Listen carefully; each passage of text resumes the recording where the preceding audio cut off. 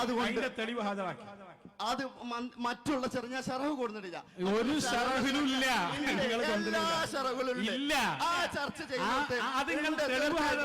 അതേപോലെ മന്ദിക്കിനെ കുറിച്ചാണ് പിന്നീട് പറഞ്ഞത്. അതൊക്കെ ഞങ്ങൾ വിശദമായി ഇതിനു മുമ്പ് പലപ്പോഴും പറഞ്ഞിട്ടുണ്ട്. ഞങ്ങൾക്ക് അതിൽ പറയാനുള്ള ഒറ്റ കാര്യം, മഹാനായ ശൈഖ് സൈനുദ്ദീൻ മഖ്ദൂം തങ്ങൾ അദിക്കിയയിൽ പറഞ്ഞ സംഭവം, ലാ തഗ്തരിർ ബിവുഖൂഇ അഹ്ലി സമാനിനാ ഫീ മൻതിഖിൻ സുമ്മൽ കലാമി തവഗ്ഗല. അതാണ് ഞങ്ങൾ പറഞ്ഞത്. ഈ കാലത്ത് ഒരുപാട് ആളുകൾ മന്ദിക്ക് കൊണ്ട് ജോലിയായി കുടുങ്ങിയതുകൊണ്ട് നീ അതിൽ പെട്ടുപോകണ്ട, നീ ശ്രദ്ധിച്ചോ എന്ന് സൈനുദ്ദീൻ മഖ്ദൂം തങ്ങൾ പറഞ്ഞതാണ് ഞങ്ങൾ പറഞ്ഞത്. അതാണ് ഇമാം ഇബ്നു സ്വലാഹ് തങ്ങൾ പറഞ്ഞത്. അതാണ് ഇമാം നബവി തങ്ങൾ പറഞ്ഞത്. കാരണം ഈ തർക്കശാസ്ത്രം എന്ന് പറയുന്നത് അത് വിരോധിക്കപ്പെട്ടതാണ്, നിരുപാധികം വിരോധിക്കപ്പെട്ടതാണ്. പിന്നീട് വന്ന ശരഹാണ് കിഫായത്തുൽ ഇഖ്തിയാദ്. അതിലും കാണാം നമുക്ക് ആവശ്യമായ ഇൽമുകളെ ശൈഖ് സൈനുദ്ദീൻ മഖ്ദൂം തങ്ങൾ പഠിപ്പിച്ചു തന്നതിന് ശേഷം മന്ദിക്ക് തീരെ പാടില്ല എന്ന് മഹാനവറുകൾ അതിന്റെ ശേഷം പറഞ്ഞു. അത് ഇൽമുൽ മന്ദിക്ക് വിരോധിച്ചുകൊണ്ട്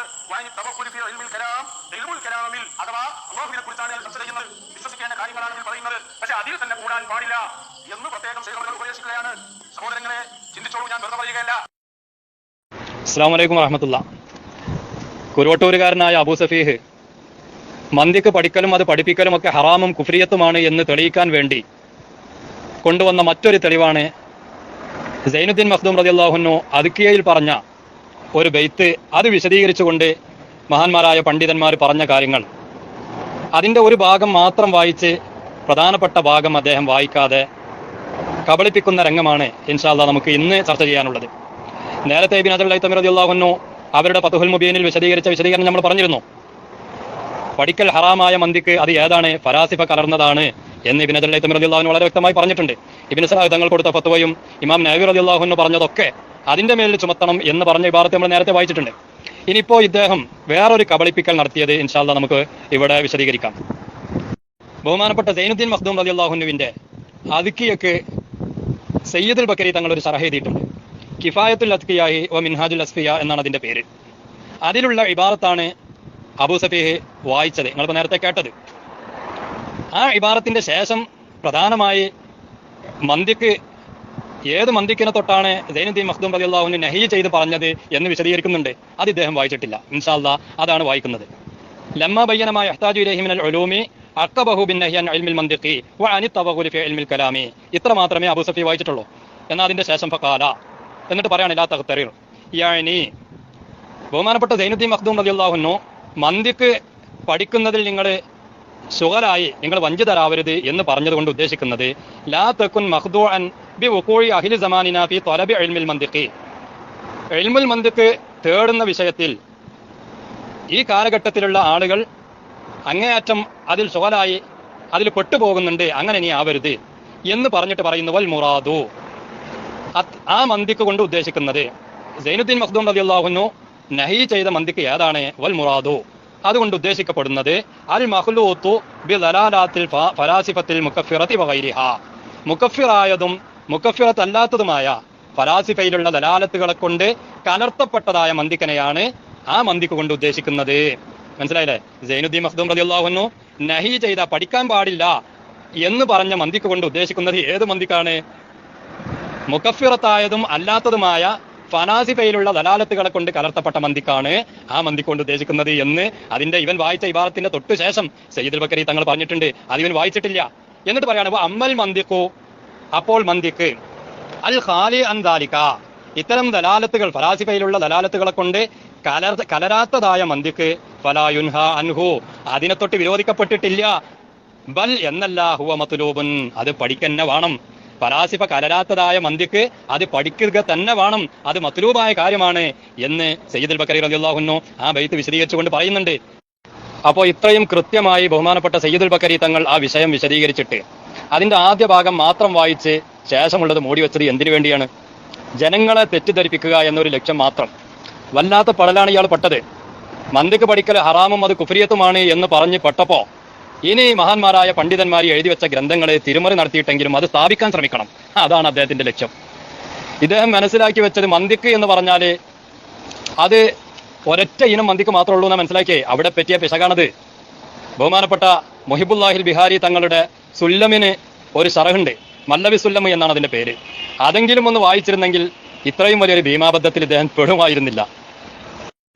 അവിടെ മഹാനവർകൾ പറയുന്നുണ്ട്, വഅലം അന്നൽ മന്ദിഖ കിസ്മാനി, മന്ദിക്ക് 2 ഇനമുണ്ട് എന്ന് ഇനി നല്ലോണം മനസ്സിലാക്കണം. അബൂ സഫീന പറഞ്ഞേ, ഒന്ന് ഏതാണ്? കിസ്മുൻ ഖാലിൻ അൻ ശുബഹിൽ ഫലാസിഫത്തി, ഒന്ന് ഫലാസിഫയിലുള്ള ശുബഹകളൊന്നും ഇല്ലാത്തതായ ഇനം.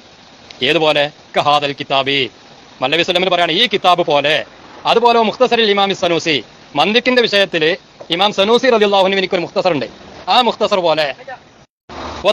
കാത്തിബി, അങ്ങനെ ഒരുപാട് എണ്ണി പറയുന്നുണ്ട്. ഏതായാലും സഅദുദ്ദീൻ തഫ്താസാനി റളിയല്ലാഹു അൻഹുവിന്റെയും അതുപോലെ ശംസിയന്റെ മുസന്നിഫാകുന്ന കാത്തിബിയുടെയും അവരുടെയൊക്കെ രചനകൾ ഈ മന്ദിക്കിന്റെ വിഷയത്തിൽ അതിലൊന്നും ഫലാസിഫയിലുള്ള ഒരു ശുബഹയും ഇല്ല എന്നാണ് മഹാനായ മല്ലബി സ്വലമിന് പറഞ്ഞത്. പക്ഷെ ഇയാൾ പറഞ്ഞത് അതിലൊക്കെ ഫലാസിഫുണ്ട്, അതൊന്നും ഓതാൻ പാടില്ല, അതൊക്കെ കുഫറും അതുപോലെ ഹറാമാണ് എന്നാണ് ഇപ്പൊ ഇയാൾ പറഞ്ഞത്.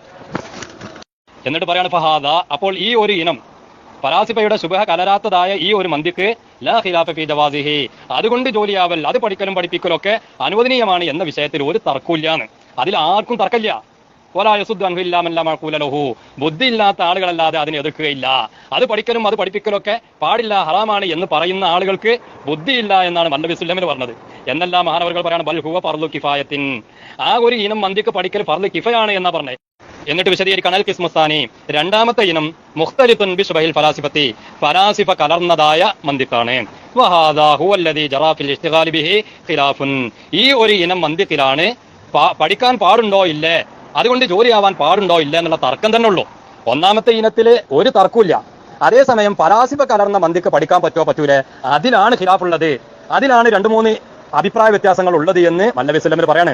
മുത്തലക്കൻ ഹറാമാണ് എന്ന് പറഞ്ഞൊരു വിഭാഗമുണ്ട്. ഫലാസിഫ കലർന്ന മന്ദിക്കന്നെ പഠിക്കല് അത് മുത്തലക്കൻ ഹറാമാണ് എന്നൊരു വിഭാഗം പറഞ്ഞിട്ടുണ്ട്. അവരിൽപ്പെട്ട ആളുകളാണ് ഇബ്നു സലാഹ് തങ്ങൾ, ഇമാം നവവി റളിയല്ലാഹു അൻഹു ഒക്കെ.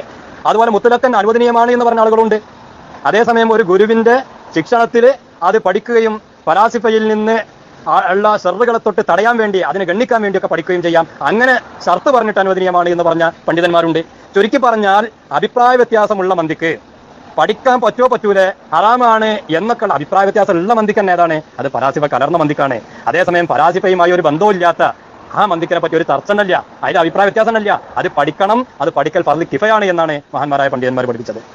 അവസാനം നേരത്തെ പറഞ്ഞതുപോലെ സൈനുദ്ദീൻ മഖ്ദൂം റളിയല്ലാഹു അൻഹുവിന്റെ അദ്കിയ എന്ന ഗ്രന്ഥത്തിന് അബ്ദുൽ അസീസ് മഖ്ദൂം തങ്ങൾക്ക് ഒരു ഷറഹുണ്ട്, മസ്ലക്കുൽ അദ്കിയ എന്നാണ് അതിന്റെ പേര്. അതിലുള്ള വിഭാഗത്തും ഇദ്ദേഹം വായിക്കുന്നുണ്ട്. അവിടെ ഉണ്ട് ഇന്നൽ മന്ദിക മൻഹിയുൻ അൻഹു മുത്തലക്കൻ, അവിടെയും ഇദ്ദേഹം ആ മുത്തലക്കൻ എന്ന് പറഞ്ഞതിന്റെ മാന അദ്ദേഹത്തിന് തിരിഞ്ഞിട്ടില്ല.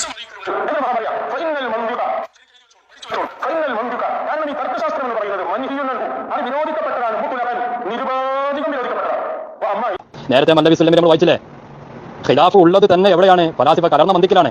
അവിടെയാണ് മുത്തലക്കൻ മൻഹിയാണ് എന്നൊരു വിഭാഗം, മുത്തലക്കൻ അനുവദനീയമാണ് എന്ന് വേറൊരു വിഭാഗം.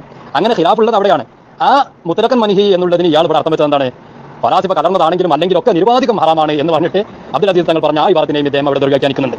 ഏതായാലും ഈ രീതിയിൽ മഹാന്മാർ പറഞ്ഞ വിവാദത്തുകളൊക്കെ ദുർവ്യാഖ്യാനിച്ച് നമ്മുടെ മുൻകഴിഞ്ഞു പോയതായ ആലിമീങ്ങൾ, അതുപോലെ ഇന്ന് ജീവിച്ചിരിക്കുന്ന ആലിമീങ്ങൾ, അവർക്ക് ചെയ്യുന്നത് ഹറാമും കുഫ്രിയത്തുമാണ് എന്ന് വരുത്തി തീർക്കാനുള്ള ഈ ശ്രമം അതൊരിക്കലും ശരിയായതല്ല എന്ന് മാത്രം ഓർമ്മപ്പെടുത്തി. അൽഹംദുലില്ലാഹി റബ്ബിൽ ആലമീൻ. അസ്സലാമു അലൈക്കും വറഹ്മത്തുള്ളാഹി.